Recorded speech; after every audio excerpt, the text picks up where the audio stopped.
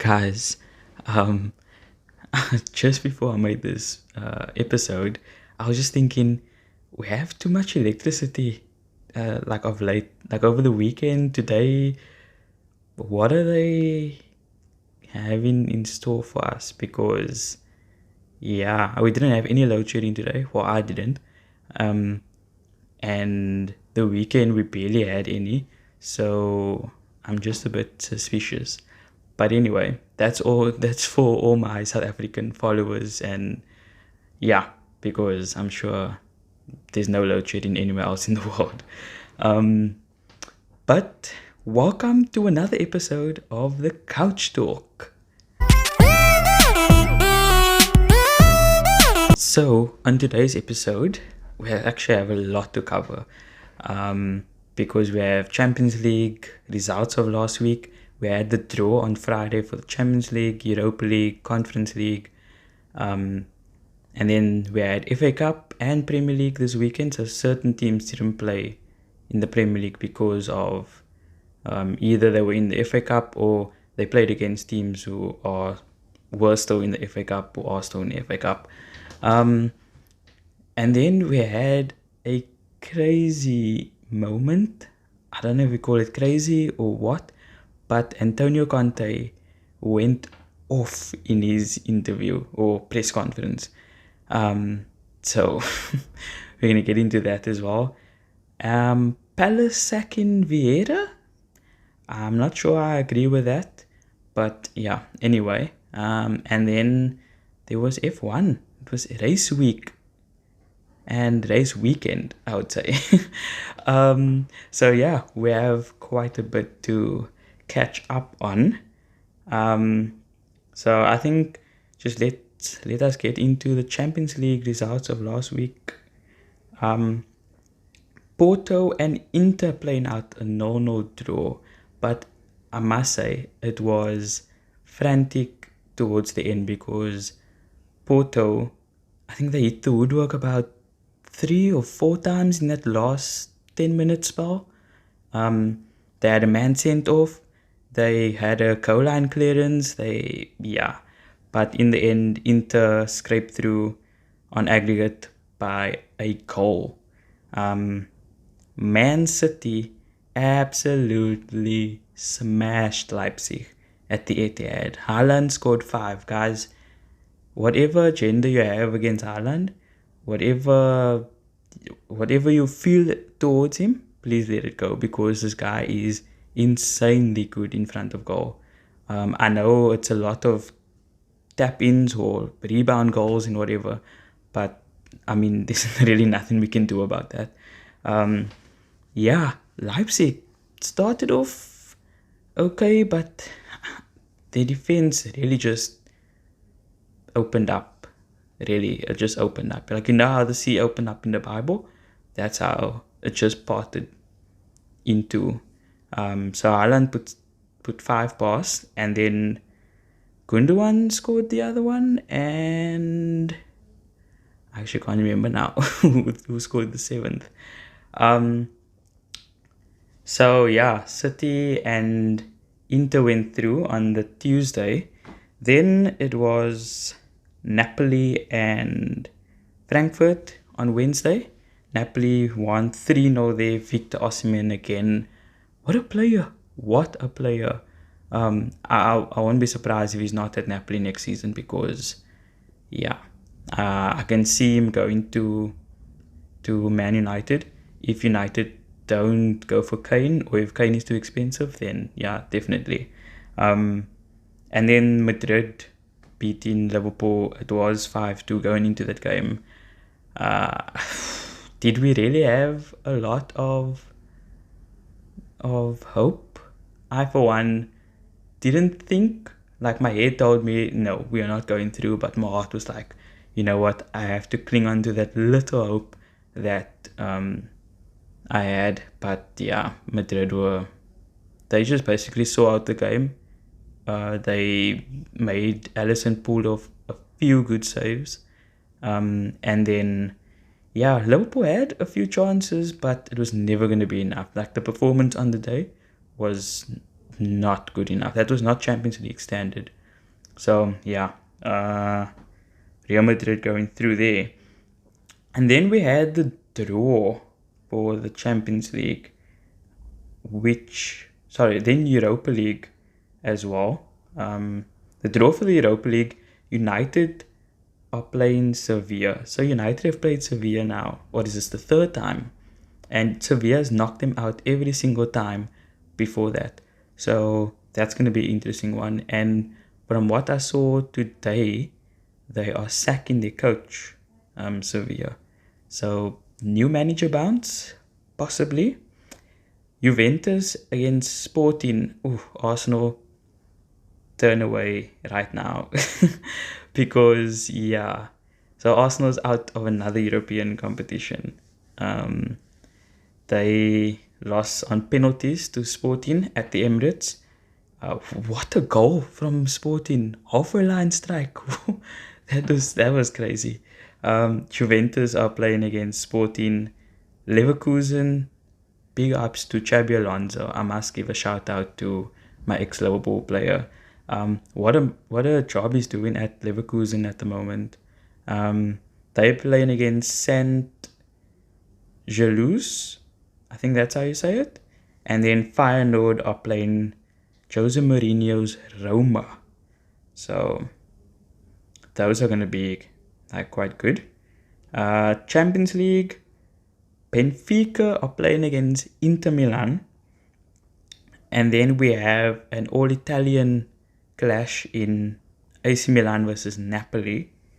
And we have two standout fixtures for the quarterfinals. Man City are playing against Bayern, so Pep's going to his former club. And then Real Madrid are playing against Chelsea, like they did last season. Real Madrid won that one. So, yeah, a few really good standout fixtures in the Champions League and Europa League. I think... When is that played? Over the 11th and 12th of April. So in 3 weeks' time, when everyone comes back from international break and all of those things. Actually, I hate that there's an international break, like in the stage of the season, because there's Premier League titles to be won, there's Champions League games to be played. The players came off a World Cup, so now fixtures are obviously being congested. So yeah, I'm not a fan of international breaks, but for me as a Liverpool fan, I'm gladly taking it right now because they're not doing great. So yeah, those are the Champions League results, and then also the draw. But moving on to the Premier League, let's first do the FA Cup. So FA Cup was a game on Saturday and then 3 on Sunday. Saturday, Man City played against Burnley, which, as you know, Company is now in charge at Burnley. Man City thrashing them, Haaland again, hat-trick, thrashing them 6-0. Then on Sunday, Sheffield and Blackburn. I didn't watch the game on Sunday, but I watched the highlights afterwards, and wow, what a game. So Blackburn went into a 2-1 lead, and Sheffield scored, I think it was the 85th minute, and then in the 90th minute to win that one. So, you know how that stadium went. Brighton cruising past Grimsby 5-0. And then, guys, can I just please ask, what in the world was Mitrovic trying to do? You cannot square up to a referee in a football match. Like, no matter what, you just can't. Like, he completely lost it. Like, completely. Because Fulham were playing well. They went into a 1-0 lead. Mitrovic scored. And then it was a handball. It's a handball, it's a penalty, it's a red card. Like, There's no debate about that. It should have, like this. I don't know why people were saying, oh, it's maybe not a handball. It's because he attempted to go for the ball. Guys, it was a handball on the line. Eventually, United went out. They ran out 3-1 winners. So, yeah, I really don't get what Mitrovic was trying to do, because they were in control. Even with 10 men, I think they still had a chance of pulling off something. But like with 9 men, they had no chance. It just wasn't gonna happen. Then we go on to the Premier League. So the Premier League actually started on Friday with Newcastle going to Nottingham Forest.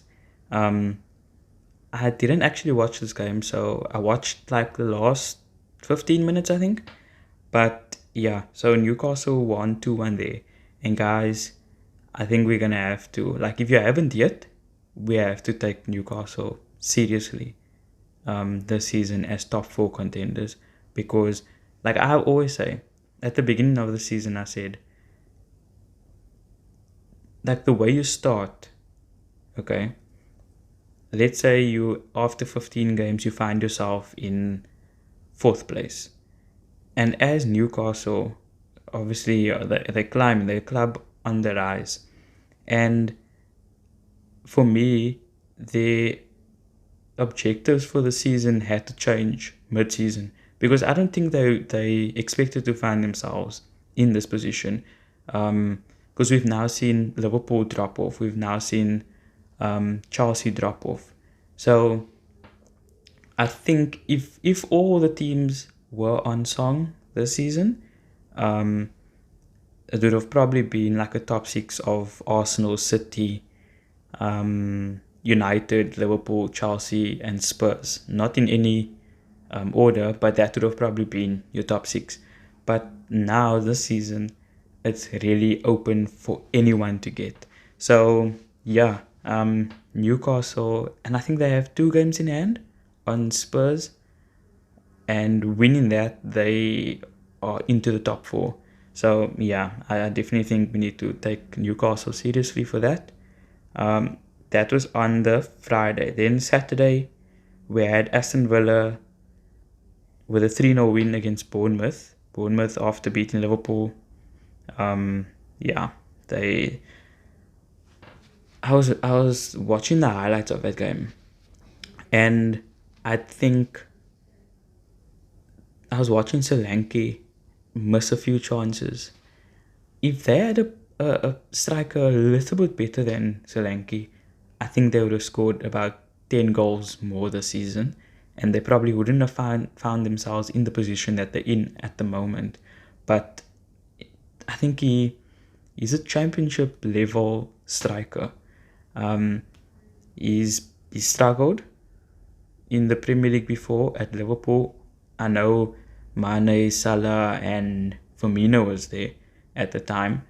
But yeah, you have to, for a striker, you have to be putting your chances away, especially in the Premier League, especially the chances he's getting. So yeah, Aston Villa with a 3-0 win there. Unai Emery doing a really good job at Aston Villa. I think it's going under the radar because of other teams not doing well and other teams maybe overachieving the season. But Aston Villa, yeah, good 3 points there. And then Leicester, Brentford played out to a 1-1 draw. Wolves and Leeds, 6-goal thriller. Leeds with a 4-2 win over Wolves. I'm not exactly sure what to make of Wolves, to be honest. Like, how long into a season? I know Lopetegui came in and it's a new environment, a new league, new job, whatever. Cool. But Wolves, for me, don't score enough goals. And when they do score goals, they're leaky at the back. So that was a big 3 points for Leeds. Wolves need to somehow find a way to gel, because Otherwise, they're going to get sucked into that um, relegation scrap. They already thereabout. But yeah. Then Stamford Bridge, Chelsea and Everton were the 2-2 draw. Felix and Havertz were the 2 goals for Chelsea, and then it was Sims and Decore for Everton. Sean Dyche playing the football that Sean Dyche always plays. And then Potter said he was frustrated with the result. And I get why Chelsea fans are upset. And I've seen this. I've seen a lot of Chelsea supporters wanting Potter out, but we've all given him praise and whatever when he was at Brighton. It didn't happen after the first season. It took 2-3 seasons for him to get to the level that he was playing at Brighton. I know Chelsea supporters, and this is probably down to Abramovich and how he ran the club, but I know with Chelsea supporters, if you get a manager in now, you need to start winning. Like, I know it's a business where you need to win and you need to find results because, yeah, I mean, I think Chelsea is 10th or 11th at the moment. And you need to find results immediately. You can't, there's no of waiting and all of these things. So I do understand Chelsea supporters' frustration, but for me, and maybe that's because I've now seen what Klopp has done at Liverpool, what Arteta has done at Arsenal. They were given time. I think Arteta, was it 2 seasons ago?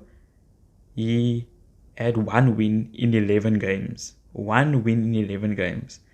And I think in those run of fixtures, there were only 2 draws. So you're picking up 5 points in 11 games, which is obviously not good. But they stuck with him. There was a philosophy.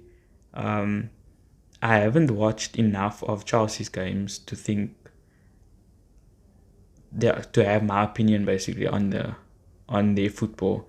So Chelsea fans, like, let me know in the comments, or just let me know what you think, and if you think Potter should be given time or that Chelsea should get rid of him and get someone new in.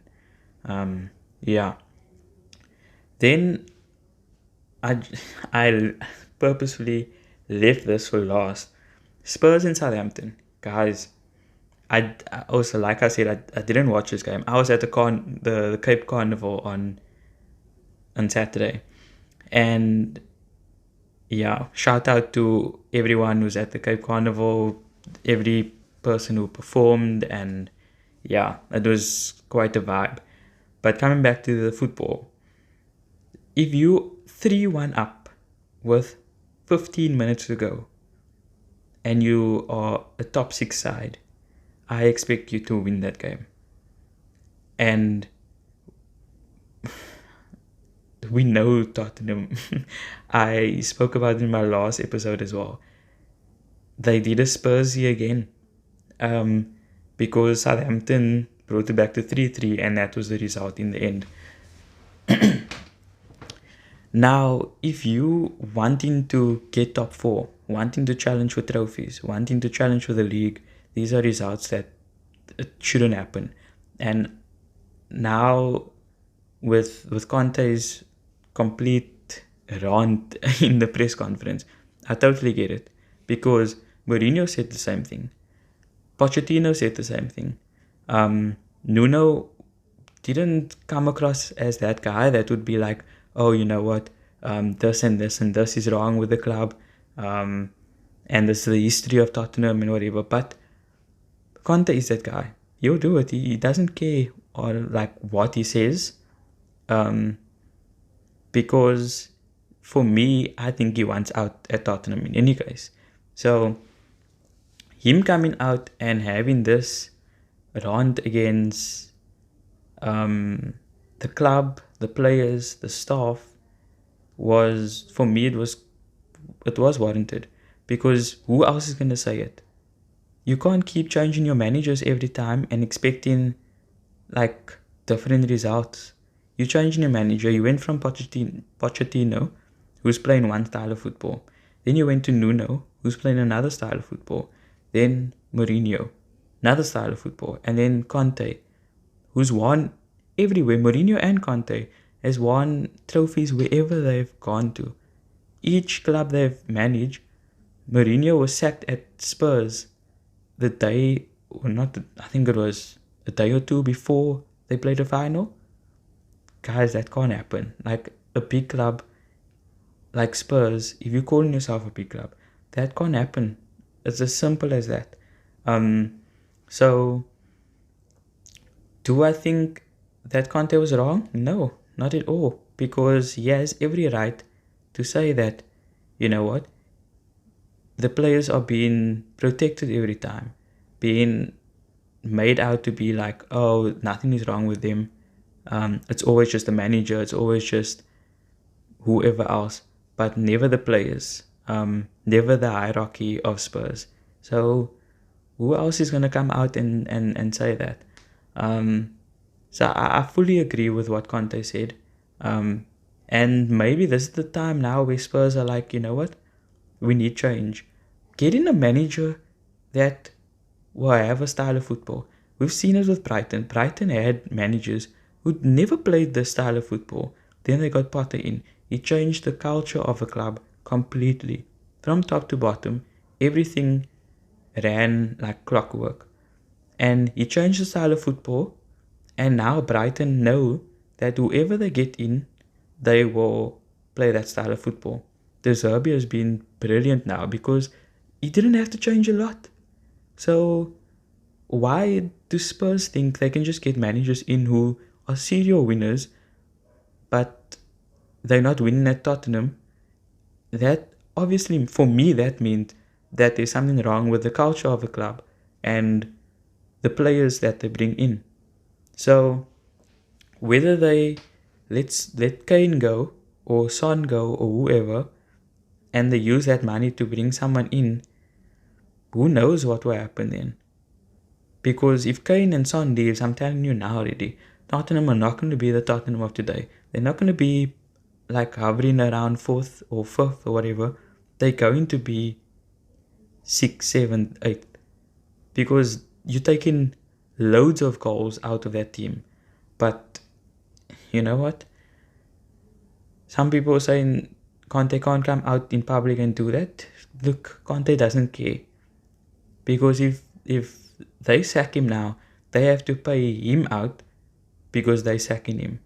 He's not going to leave just, by the way. So I fully think that he was spot on with what he said. Everything he said was wrong, was right. And it's up to Spurs and Daniel Levy and whoever to change that now. So we'll see how that goes. So those were Saturday's results, and then Sunday, Crystal Palace travelled to the Emirates. So let me just say this. What Palace have done to Patrick Vieira, for me, was completely wrong. Arsenal then ran out 4-1 winners on the day, but I don't think that happens with Patrick Vieira being there. I genuinely don't think. I was looking at the results of Patrick Vieira for this year. They've played 12 games. In those games, they've conceded 13 goals, okay? 4 was against Tottenham at one stage. They didn't win any of the 12. Cool, I understand that. But the games that they played, they weren't going to win those games. It wasn't games where you go like, oh, Palace are the favourites. So, they played Brighton. Brilliant team at the moment. They've played Man City. They've played Liverpool. Not in the best of form, but still. They've played United. They've played Newcastle. They played Chelsea in that. So, I don't understand where Steve Parish was thinking, oh, these are the games that we should have won. To me, it doesn't make sense. You don't sack a manager just because of his bad run of games, because if we're doing that, then we're going to be sacking managers every single week. Unfortunately, Crystal Palace is not a team where they are fighting for Europe or fighting for like the outside European spots besides the Champions League, talking about Conference League or Europa League. Unfortunately, they are a mid-table team. They are just that, unfortunately. And until they get players in and get a manager who they completely trust, it's going to stay the same. So for me, that was a completely unfair choice of them to make. Because I think after this run of games, Arsenal's the last of them now. After this, they are winnable games. It's teams around them. Because they play in the likes of Everton. They play in the likes of Nottingham Forest. Those are winnable games. So, and I understand they went with, I think it was 3 games. They haven't scored. They didn't get a shot on target. But in the games that they played, the 12 games that they didn't get any wins in, they had clean sheets. They drew 5 of it. They lost 6. Fine, they lost 6. Which team in mid-table is not going to lose 6 in the league? But for them to sack him for that, and knowing that the teams they played was, that was just, for me, that wasn't fair. It wasn't right. It was a panic decision. And now they want to get Roy Hodgson in. Guys, the man is 75 years old. He is on retirement already. Yeah, you can't be having a manager who's 75 and he has to now take over this rocky ship. How is that even possible? That doesn't make any sense to me. Like, the sacking doesn't make sense. Getting him in now, or wanting to get him in, knowing, like, I've seen reports of him being the favorite. How does that make sense at all? So, I'm not sure what happened at Palace, but that was definitely a panic move for me. And then just on another thing, going to another league now, the Bundesliga. So, Dortmund have gone top of the league now. Yep, you heard it right. Dortmund have gone top of the league because Xabi Alonso's Bayer Leverkusen beat Bayern Munich this weekend. Dortmund cruised past their opponents. So it's Dortmund now on 53 points. Bayern's on 52. And I think they play 30 games. 30 games, I'm not mistaken. Or 30. Yeah, 30. They don't play 38 games. I know they have less teams in the league. They are. Dortmund's leading the race for the Bundesliga title now. They haven't won the title since Klopp. That was 2012, I think it was. So that's going to be one to watch out for. And then, lastly, on the football front, the football results front, we had our Clasico yesterday. Can I just say, our Clásicos don't hit the same anymore since, like, it was Messi, Ronaldo, Xavi, Iniesta, Ramos, Marcelo, Casillas. It doesn't hit the same anymore. I don't know, just like, for me, I was watching it yesterday and I was like, it's still entertaining to watch, but there's not that X factor to it anymore. But yeah, Barcelona went 1-0 down. Vinicius tried to cross one in, deflected and went in. So they were leading, and then Sergio Roberto equalized just before halftime, literally the last kick before halftime. And then a few minutes from time, Frank Kessié, who hasn't been playing much for Barcelona, came up with the winner. So yeah, Barca now went 12 points clear at the top of La Liga. This means that Real Madrid might have a trophyless season if they don't win the Champions League and if they don't overturn their deficit against Barca in the Copa del Rey. So yeah, it's important for Ancelotti now to gather his troops together because they're playing Chelsea in the Champions League and then obviously Barca in the Copa del Rey. Both teams can knock them out. That's all I'm saying. But we know Madrid in the Champions League, they're a different beast. So yeah, there's that. So let's get on to the title talk. Arsenal and City are now the two clear favourites for the title. I don't think United's in it. But yeah, I know a few fans thought they were in it at the time, at a certain point, but they're not. Arsenal and City are the two that are gunning for the title. Yeah, I do think Arsenal are still favourites. They have the advantage, especially now going into the international break. But I know they have to come up against Liverpool and they have to play each other. Man City and Arsenal. I think it's at the Etihad. So, yeah.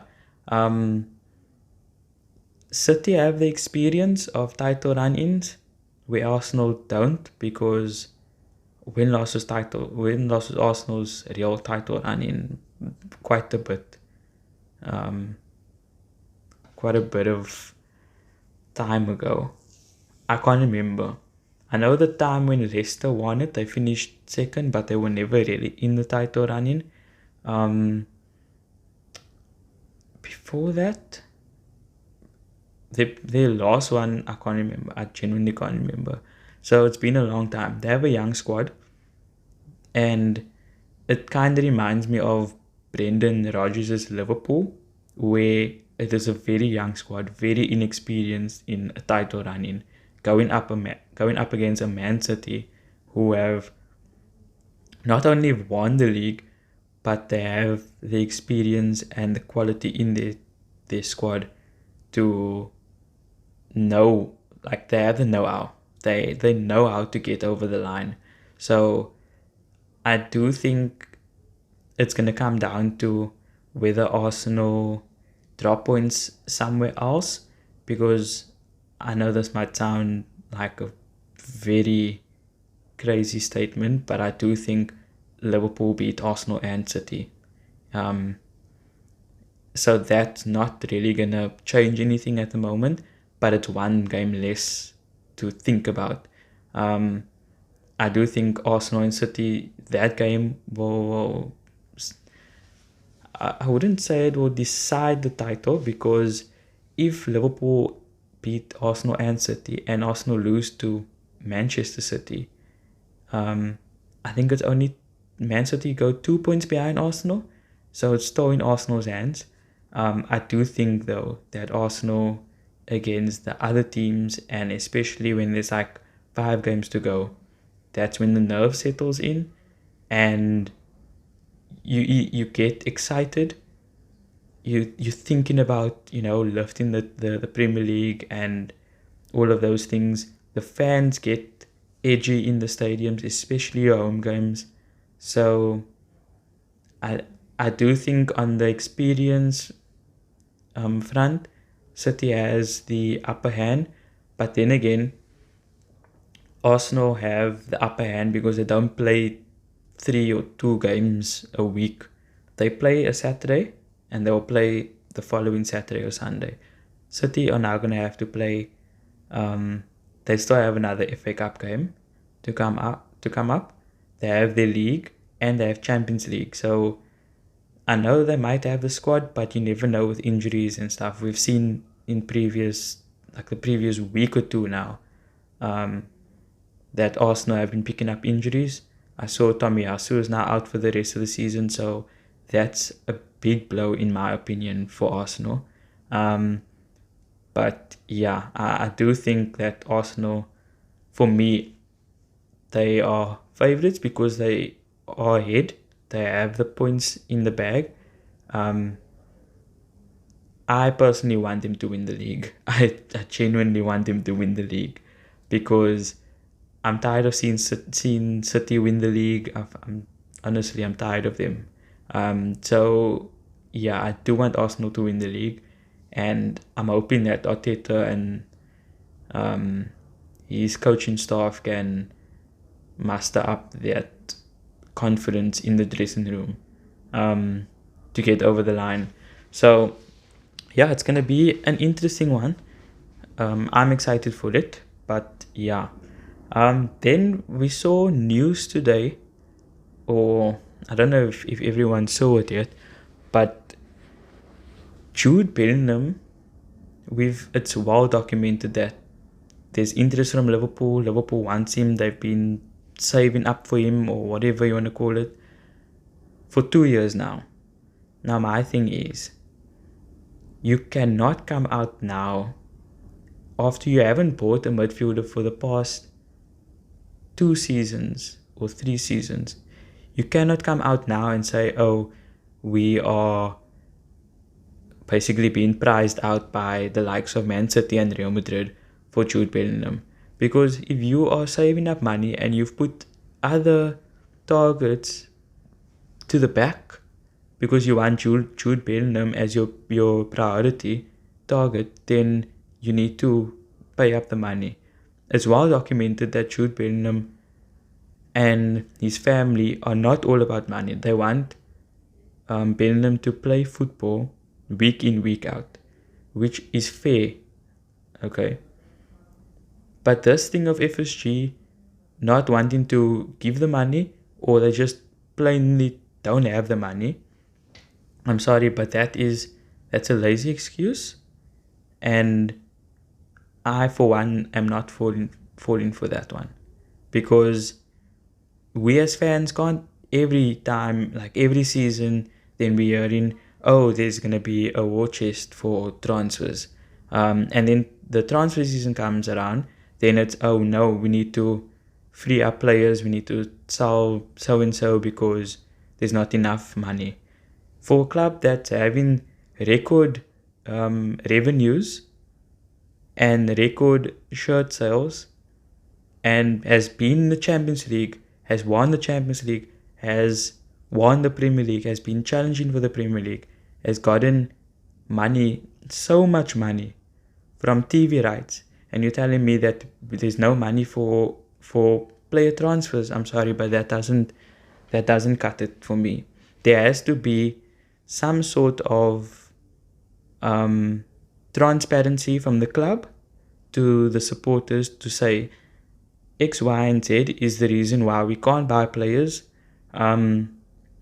or where the money is going to. Because if you're just making a 7 million profit from record revenues, then I'm sorry, but then there's something wrong. It's not sustainable. It's just not sustainable, because how are you running a club so successfully, doing well in the Champions League, doing well in the Premier League, and then there's no money to show for it? There's no way. There's just no way. I don't buy it, and I know there are fans who are backing FSG, but for me, I'm fed up. I've always said it, that FSG either need to sell up or they need to change their transfer model. Just to end off, yep, it was a Red Bull 1 and 2 in Jeddah again. Last week it was a Red Bull 1 and 2. This week it's a Red Bull 1 and 2. Big ups to Alonso for finishing third. I know he finished third. They said no, he has a 10-second penalty. He went down to fourth, but they have reversed it again. So he has now completed the race in third place. So he's on the podium. But yeah, well done to Alonso, and it was a crazy drive from Max Verstappen, all the way from 15th to 2nd. that was good. And then Perez for winning it. He's done so well on street circuits.